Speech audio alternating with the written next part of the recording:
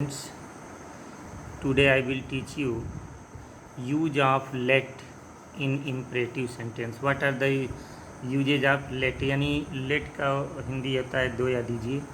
अगर imperative sentence में let आए तो उसको हम कैसे बनाते हैं? There are three uses of it. Number 1 is proposal. पहला इसका प्रयोग होता है प्रस्ताव के लिए। Number 2 order and number 3 for request. These are three uses for which imperative sentence let is used. Now I will teach you what are the uses of let in proposal. यानी प्रस्ताव कैसे हम जानेंगे कि प्रस्ताव व्यक्त होने पर कैसे इसके प्रयोग होंगे, इसके क्या क्या लक्षण हैं। तो सबसे पहला लक्षण ये है कि प्रपोजल का मतलब है, प्रस्ताव का मतलब इसके यह तभी माना जाएगा कि प्रस्ताव व्यक्त कर रहा है जब लेट के साथ अस आया हुआ हो, जिसको अगर हिंदी में हम ट्रांसलेट करें तो इसकी हिंदी होती है आओ हम सब। इस तरह का अर्थ देता है। अभी इसमें क्या क्या परिवर्तन होंगे आई will teach you now. Number 1, reporting verb said will be changed into proposed और सजेस्टेड। सबसे पहली चीज़ यह है कि हम रिपोर्टिंग वर्ब सेड को प्रोपोज्ड या सजेस्टेड में बदलेंगे। Number 2, comma and inverted commas, these will be changed into connective word that. यानी रिपोर्टेड स्पीच के पहले कनेक्टिव वर्ड दैट का प्रयोग जरूर किया जाएगा। And after that the important change will be seen in let us. Let us में अब परिवर्तन होगा। अस को हम पहले लाएंगे और उसको वी या दे में बदलेंगे। वी आर दे में से कोई भी बदल जाएगा और लेट को हम शुड में बदलेंगे। And after that you will write V first, यानी वर्ब का first form and object and complement are other words. In this way you can change. समझ लीजिए फिर कि रिपोर्टिंग वर्ब सेड को प्रपोज्ड या सजेस्टेड में बदलना है, कॉमा इन्वर्टेड कामा को हटाना है और उसकी जगह पर दैट का यूज करना है। और लेट अस को हम वी या दे में बदलकर, यानी अस को वी या दे में बदलकर अपनी इच्छा अनुसार, वी में भी बदल सकते हैं, दे में भी बदल सकते हैं, और अपनी इच्छा अनुसार उसके बदलने के बाद लेट को शुड में बदलकर वर्ब का फर्स्ट फॉर्म फिर ऑब्जेक्ट और कंप्लीमेंट का यूज करेंगे। Now you can see example, he said to me. अगर लिखा हो he said to me let us play hockey, यानी उसने मुझसे कहा कि आओ हम सब हॉकी खेलें। Then you will make changes like this. यहाँ पर हम लिखेंगे ही सेड टू मी के जगह पर हो जाएगा ही प्रपोज्ड मी। हम लिखेंगे ही प्रपोज्ड मी, इन्वर्टेड कामा की जगह पर हम दैट लगाएंगे। And after that us will come first. और अस चूँकि यहाँ ही है और यहाँ मी है तो ज़्यादातर अंतर तो उससे कोई नहीं पड़ेगा, लेकिन हम यहाँ कोशिश ये करेंगे कि वी या दे में से जो सबसे सटीक हो, जो प्रॉपर, उसको लगाएं। तो ही ने प्रपोज किया है और चूँकि मी भी है तो मी अगर नहीं रहता तो हम दे बहुत आसानी से लिख सकते थे, लेकिन अगर मी है तो हमको यहाँ पर वी लिखने में ज़्यादा सुविधा होगी। और वी के बाद हम यहाँ शुड का प्रयोग करेंगे और उसके बाद हम लिख देंगे वी शुड प्ले हॉकी। अगर यही लिखा रहता सी सेड टू राम, उसने राम से कहा, लेट अस, कहीं कहीं पर ऐसे भी लिखा रह सकता है, लेट्स भी लिखा रह सकता है, गो टू स्कूल, आओ हम लोग विद्यालय चलें। तो यहाँ दोनों थर्ड पर्सन में है, नेम भी थर्ड पर्सन और नाउन प्रोनाउन भी थर्ड पर्सन, तो हम बड़े आराम से दे लिख सकते हैं। And here you can write see proposed Ram, and after that you will write here that, and here you can write they, और दे के साथ भी वुड नहीं लगाएंगे, शुड ही लगाएंगे। They should go to school. In this way you can right.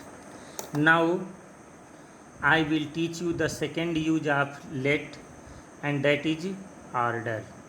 यानी order होगा तो क्या क्या चीज़ें बदलेंगी और कैसे हम इसको चेंज करेंगे ये सीखेंगे। नंबर 1, ऑर्डर प्रकट होने पर reporting verb said will be changed into ordered और कमांडेड। सबसे पहला परिवर्तन ये करेंगे कि हम ऑर्डर्ड या कमांडेड में बदल देंगे। And in the same way inverted comma will be removed and connective word that will be used here. फिर से दैट का प्रयोग करेंगे। And after that in order first of all you will right subject in reported speech. यानी speech को सबसे पहले subject से शुरू करेंगे। उसमें लेट के साथ अस नहीं दिया रहेगा, लेकिन लेट आया होगा तो लेट को हम पुनः शुड में ही बदलेंगे। सब्जेक्ट आएगा फिर should, and after that you will write V first, then you will write object, and at last you will write complement. Here you can see example.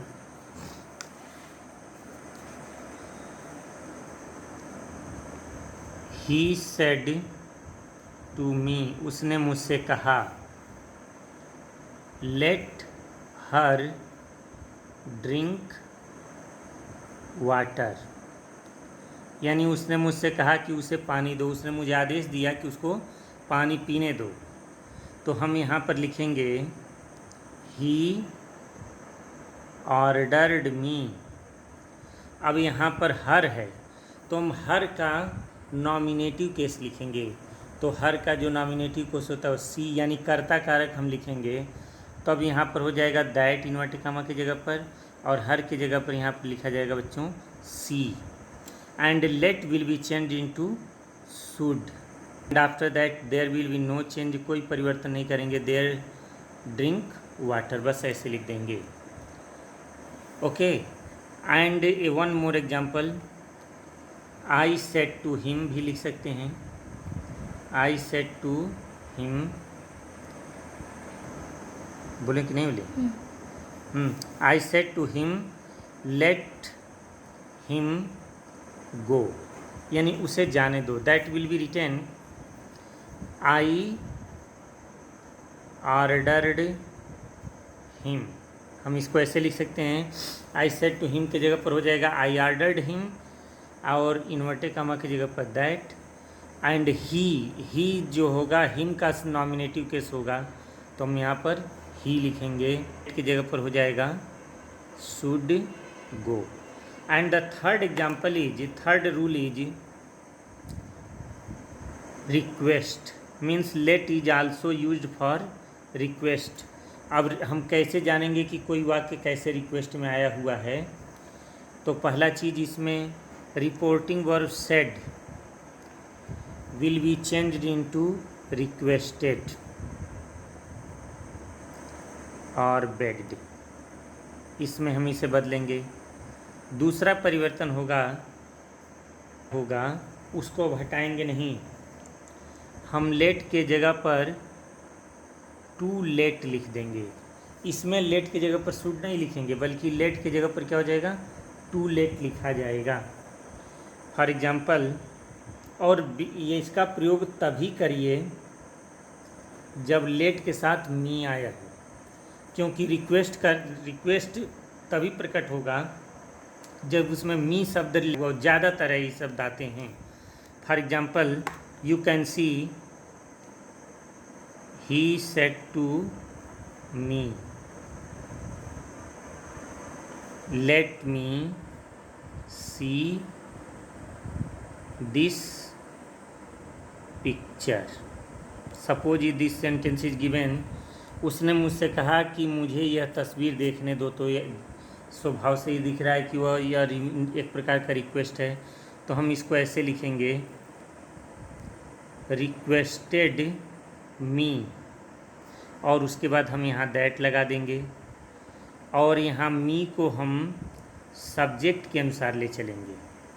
तो मी सब्जेक्ट के अनुसार ही हो जाएगा, तो लेकिन ही यहाँ नहीं लगाना है, ओके ही लगाएंगे, क्योंकि सॉरी यहाँ कि हम दैट नहीं लगाएंगे यहाँ। जैसा कि अभी आपको बताया गया है, यहाँ ही रिक्वेस्टेड मी के बाद हम यहाँ पर टू लेट का प्रयोग करेंगे, दैट नहीं लगाएंगे।